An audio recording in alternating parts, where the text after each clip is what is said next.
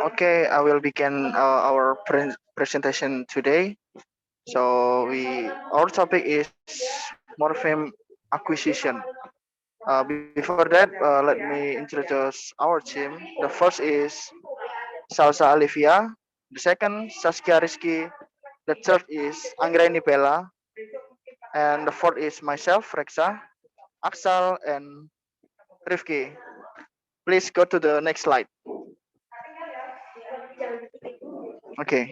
Once, two, and three word utterance have been acquired, children have something on which to elaborate. They start to add function, words, and inflection to their utterance. Morpheme, it should be noted as is a root word of or a part of a word that, that carries a meaning. As for example, the single word elephants consists of two morphemes, elephant and plural, as does the single word ran, which consists of run and pass. Incidentally, elephant consists of 8 phonemes, as you can see in the screen. The symbol schwa represent a sort of reduced vowel. Next slide, please. Why this order of acquisition? That the morpheme should have been acquired in this order has been the subject of much speculation. Brown checked the frequency of occurrence of the morpheme in adult speech to see if more highly used morphemes were learned faster by the child. He then considered that the order reflect an increasing or order of semantic or grammatical complexity.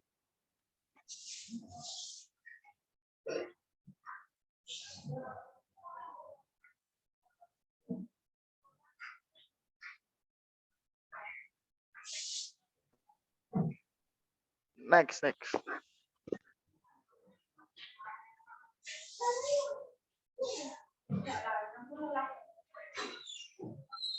Rifki, please.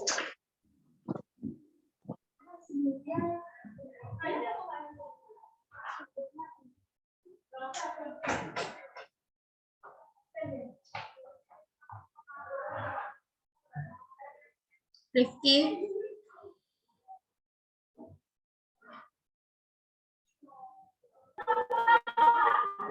Our explanation of the simply and simply by applying psychological learning principles. There are universal and for children using the biological systems of language. Next. Variable one is of applicability of the theorem. The more easily a child can see or hear or otherwise experience the reference.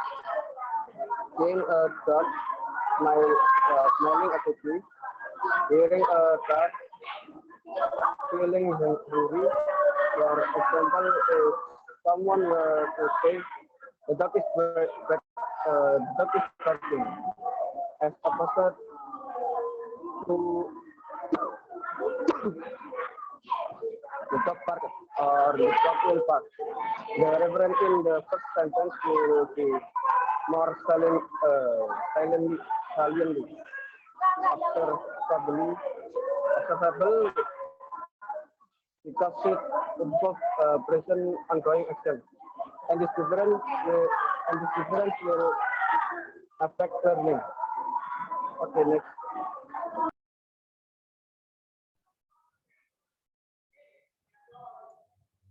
Caca, please.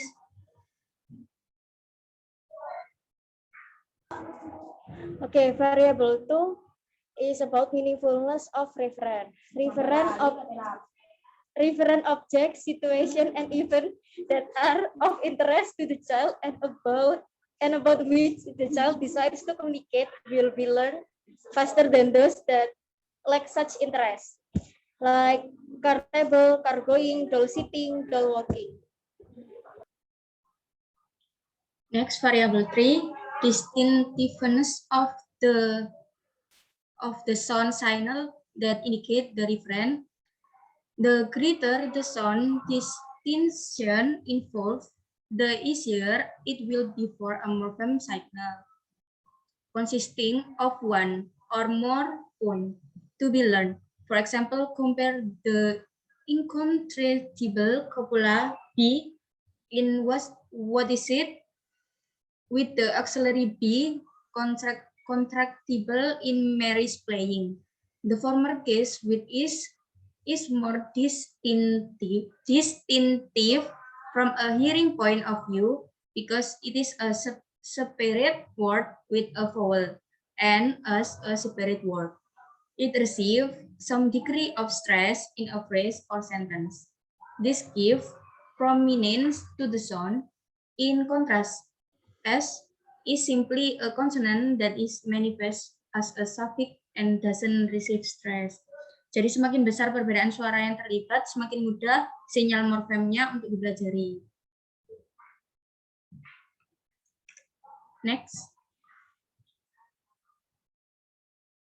Saski, please. Why are the progressive and preposition in and on learned earliest? The progressive continuing action morpheme involves the action of those objects, while preposition involve the physical location of those objects. For example, a mother says, the dog is barking, or the car is coming. The events that interest the child stimulates the child's interest in what the mother is saying. The progressive is used on non-durative verbs such as break and spell later in the child's speech development. The preposition in and on are highly meaningful because they signal the location of object which are important in terms of meaning and communication. For example, doll on box as opposed to doll in box. The preposition in and on are learned prior the other preposition for two reasons. Next. Okay, the next is why are plural and possessive learned before third person? Plural, possessive, and third person singular are suffixes that have exactly the same sound forms. The plural and possessive are much more involved with observable and meaningful referent for the child than the third person singular. The plural and possessive are much more involved with observable and meaningful referent for the child than the third person singular. These two morphemes involve physical events, situation, and object. The third person morpheme, on the other hand, involve the nothing of singular, third person referent, a much less obvious kind of object, being defined by a more abstract relationship. For example, the child typically must pick up the use of the abstract first and the second person or speaker listener relationship I and you before making the other non-speaker, non-hearer distinctions. We call this an abstract relationship because the I change on the basis of who is speaking and the you change according to who is listening. The person role is more abstract than the constraint objects that are named in the plural and the possessive. Next. Well, that's all from our group. Thank you for your attention. Wabillahi taufik wal hidayah. Wassalamualaikum warahmatullahi wabarakatuh. Waalaikumsalam.